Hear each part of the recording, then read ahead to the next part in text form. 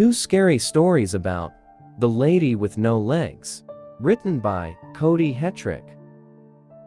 It was a foggy night, and the streetlights cast eerie shadows on the deserted sidewalk. As John walked home, he felt a chill run down his spine. He quickened his pace, the sound of his footsteps echoing in the silence. Suddenly, he heard a faint, scraping noise. He turned, and his blood ran cold.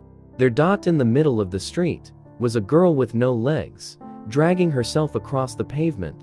Her clothes were torn, and she was covered in blood. Her eyes locked onto his, filled with a haunting emptiness. John froze, unable to move or speak.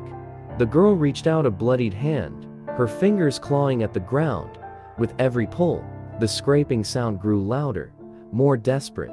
John wanted to run, to scream, but he was rooted to the spot, trapped in a nightmare that seemed all too real. Late one night, as the clock struck midnight, Emily found herself walking down a deserted street. The air was thick with fog, and the only sound was the soft rustling of leaves in the wind. She had taken this route 100 times before, but tonight felt different. There was an unsettling silence that seemed to swallow up every noise.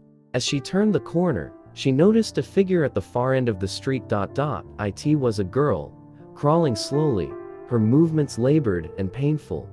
Emily's heart raced as she drew closer, realizing the girl had no legs and was covered in blood.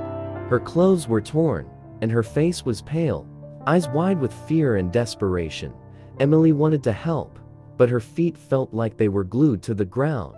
The girl looked up, her eyes meeting Emily's, and in that moment, Emily felt a wave of terror wash over her. The girl's mouth opened, but no sound came out. Instead, a dark shadow began to rise from behind her, taking a shape of a menacing figure with glowing red eyes.